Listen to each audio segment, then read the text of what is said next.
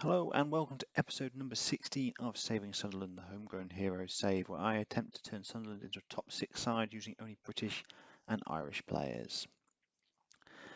Today we go out of the FA Cup to Arsenal in the fourth round. That's not being pessimistic, that's just being honest. We were last together for the Bournemouth game, which is a 2-1 victory in the Cup, and then we played West Ham. In the next game, beat them 2-1 with Jason Cummings and Harry Arter scoring the goals before a disappointing 2-0 defeat away at Wembley against Tottenham. Balde and Eriksson with the goals in the first half. Then we played Newcastle and got a late equaliser. They got a very dodgy penalty in the 75th minute, but Duncan Watmore equalised in 85 minutes. And the final game was a 2-2 draw against Chelsea. We held the lead twice, had Lee Cattermole sent off, but were unable to get the victory. Diego Costa himself getting sent off late on as well. We seem to have a good record against Chelsea, beating them twice, drawn against once in the 4 times we have played them, so happy with a point in the end. As it's January, the transfer window has opened and we have signed a couple of players. In comes John Flanagan from Liverpool, the left or right back.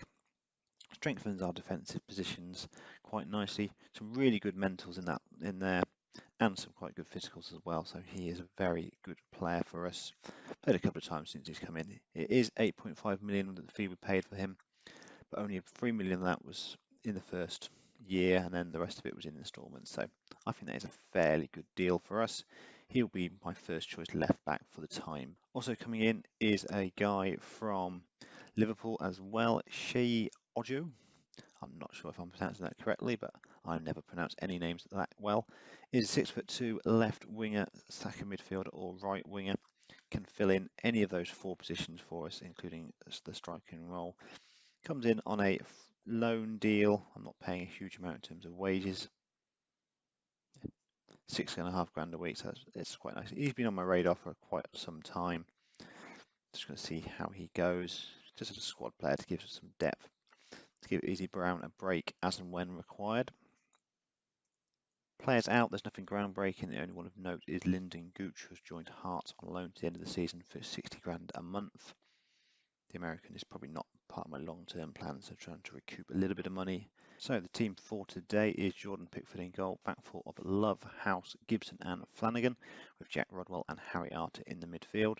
Duncan Watmore, Charlie Adam and Izzy Brown as my attacking midfield trio, with Jason Cummings being the target man up top.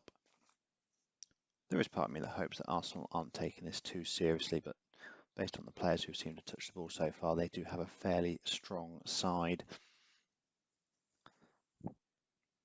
So early throw in for Arsenal. Chambers looks to play the ball into the middle. Mertesacker on the ball.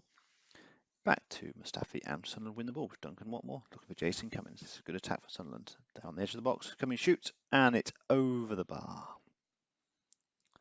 Cummings really has been my signing of the season. Double figures already, only in the end of January. Superb player for me, considering he was supposed to be second fiddle to Jermaine Defoe. Defoe is still injured. It's probably going to be another few weeks before he's back in the squad as Danny Welbeck gets into the box, crosses the back stick, and Alexis knocks it home. Completely unmarked. Alexis Sanchez does not really miss those opportunities, does he? Drifted in. Yeah. And it could be a long afternoon for us. Chesney plays it clear. We win the ball. Jack Rodwell to Duncan Watmore. Can he use his pace? Cuts inside. It's given away. Alexis Sanchez. Francis Coquelin shoots. Saved by Pickford. Pickford has certainly had a very good season in goal. Lots of really good saves. So he's improved year on year, which is a bonus for us. We are struggling to get a foothold in the game at the moment. And that is he's going absolutely nowhere. And for the third game in about 4 or 5, we've given away a soft penalty, which is scored. And we are 2-0 down. That was just stupid defending. Really, really stupid.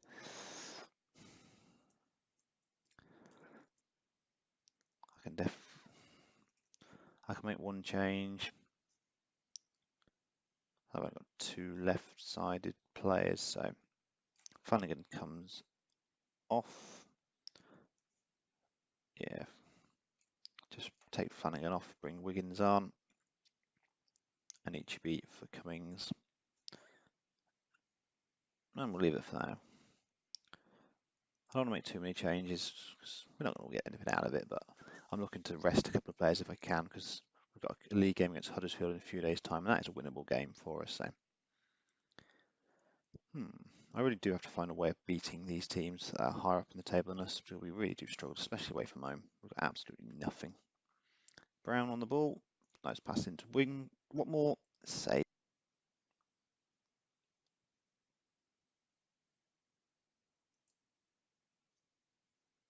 Final change.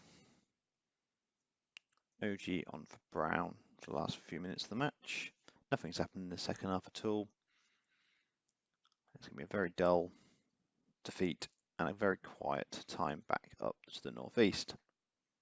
Can we get a bit of pride? OG into NHB, 1-on-1, 2-1.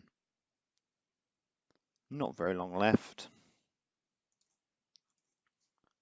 I am going to try and go overload for the no seconds that was left in the game.